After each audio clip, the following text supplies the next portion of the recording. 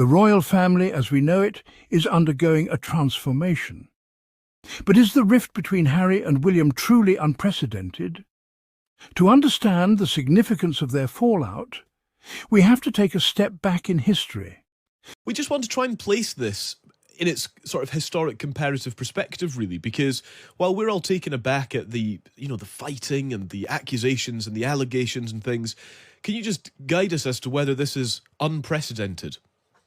Well, the key is, in terms of modern royalty and the position of Britain's modern royal family, it is unprecedented and particularly tragic in many ways, actually, because since really the First World War, George V, the changing in the rules of who heirs to the throne could marry, in other words, they could marry a Brit, a commoner, we see the rise of the uxorious marriage, the idea that kings or queens, future kings or queens, could marry those who they truly loved. And that helped pave the way for a new brand, family monarchy, as opposed to political or powerful, or indeed, of course, imperial monarchy.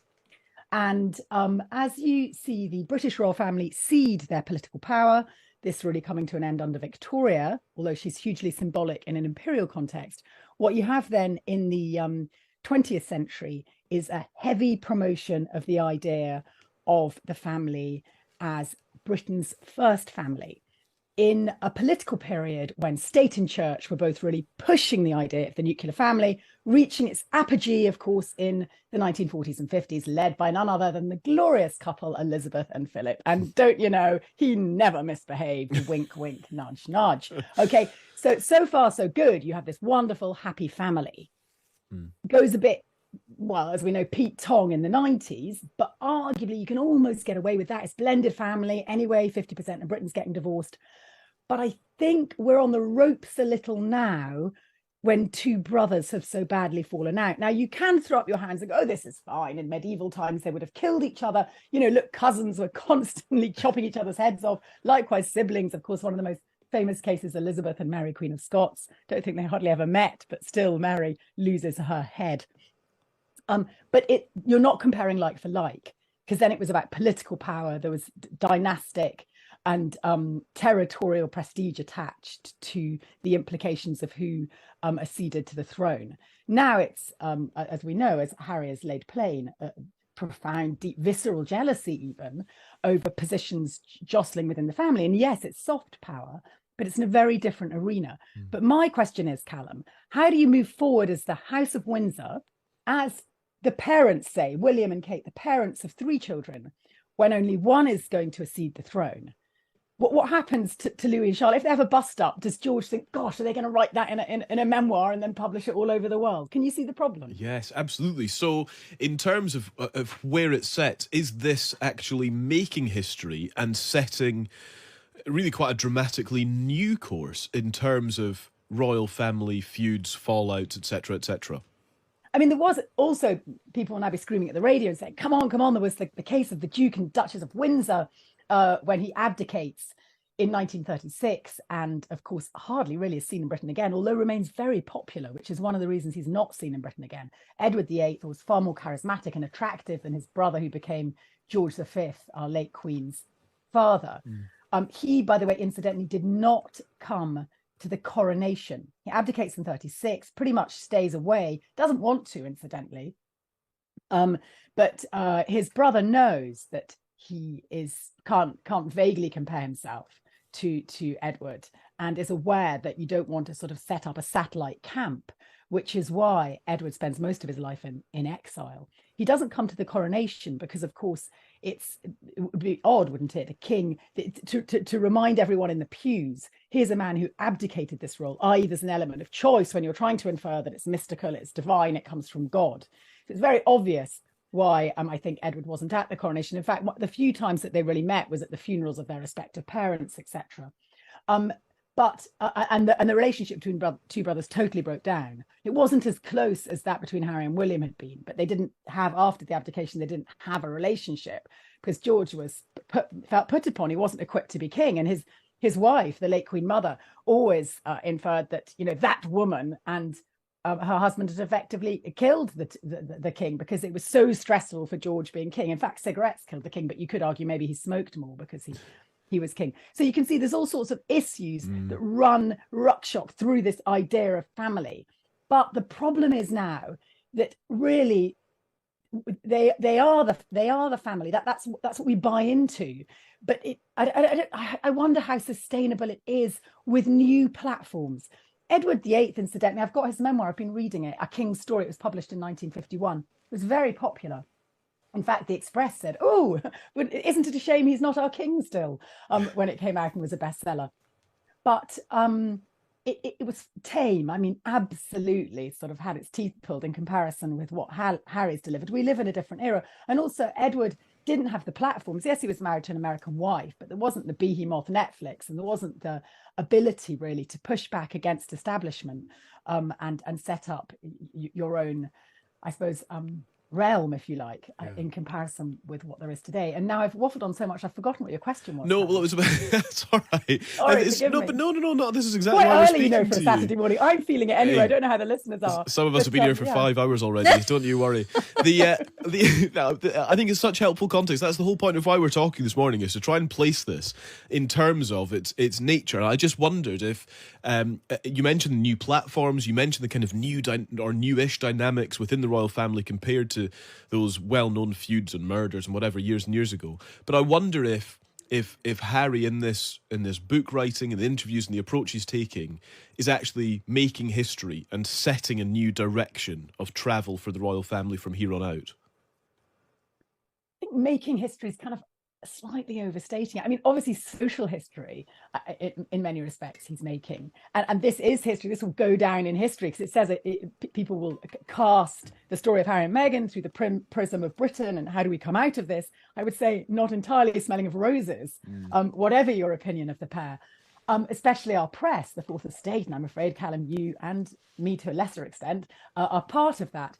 Now, there have been huge breaches in the Windsor family before. As I said, the classic being the late Queen's uncle, Edward. He didn't go to those big, crazy palace lunches anymore. I mean, Harry, you'll notice in the Netflix documentary, says he misses them. He does clearly misses his family. And I think the Duke of Windsor lived a sort of totally pointless, privileged life in exile until he died. I think he died in the early 70s. I mean, it was pitiful, really. And I'm very much hoping that doesn't happen to Harry. Actually, I happen to know a producer who's been tapped up to direct one of his next Netflix series, which is going to be in Africa. And apparently Harry knows he can't be too worthy in that, sort of preachy at us. Well, that's helpful. So what he's done here is he's kind of fired all his giant cannons, the one that voyeuristically will get everyone buying into the soap opera with the book and the Netflix documentary. He's got several more books that he's been commissioned to write, and he's also got more Netflix documentaries. So maybe he's going to become this incredible kind of Attenborough figure, striding around the world. But I have my doubts, I've got to be honest. I think the reason why we've engaged heavily and he's made a lot of money is because of his position within the royal family and having exited it. I think there have been cases where there's never been reconciliation, sadly. Again, I go back to the most obvious case is the Duke of Windsor. I do think this does leave huge questions for the House of Windsor and what you do with the spare. Margaret was always a deeply unhappy character. Look at Andrew. Yeah. I mean, I know Anne was the next in line, but actually it was all about primogeniture, and Andrew was the second son. Those two are, I think, case in points that it's even if you stay within the institution, it's an unhappy relationship. Without and I think doubt. going forward that really needs to be examined. Since the First World War, the British royal family has evolved, especially regarding the rules surrounding royal marriages. No longer strictly limited to royalty or political alliances, the notion that kings and queens could marry for love took shape, paving the way for a modern, family-oriented monarchy. By the mid-20th century, the royal family became synonymous with the idealised nuclear family, a symbol of Britain's unity despite occasional hiccups. And yet today we find ourselves asking, is the royal family still capable of representing that ideal, or are the cracks beginning to show? The rift between Harry and William reflects a deeper shift in the royal dynamic, one that isn't about territorial power or dynastic rivalry, but soft power, status and even jealousy. The days of political struggles and feuds over crowns may be behind us, but the internal tensions within the House of Windsor are more visible than ever, especially with the increasing influence of platforms like Netflix and social media. Now, what happens when the royal family's modern heirs like William, Kate, George, Charlotte and Louis face inevitable sibling rivalries? Could the personal turmoil within their ranks, similar to Harry and William's fallout, spill into public view in the future? We've already seen the royal family's struggles with handling family dynamics, but with new platforms, these stories can no longer stay behind palace doors. Take the example of Edward VIII, who abdicated in 1936. His actions set a precedent, but the modern royal family has the added complexity of global platforms amplifying their private matters. Harry's memoirs and his Netflix documentary have captured global attention, not only because of his royal ties, but because of his bold stance on breaking from royal tradition. As he and Meghan step into a new world of media influence, their story will undoubtedly shape how future generations of royals navigate their personal lives and public image. The tension between Harry and William is in many ways a reflection of the modern royal family's struggle to adapt to changing times. But what happens next for the House of Windsor? Can they reconcile their public duties with personal grievances? Or are they destined to repeat the cycles of royal family tension, like the cases of Edward VIII or Prince Andrew? As Harry and Meghan continue to pave their own path, they are forcing us to question the very nature of royal duty, family and legacy. And as we reflect on the history of the royal family's fractures, we're left wondering, what will the future hold for the next generation? Is Harry's story truly making history? Or is it simply setting a new course for what royal family feuds might look like in the modern world? Thank you for tuning into today's episode.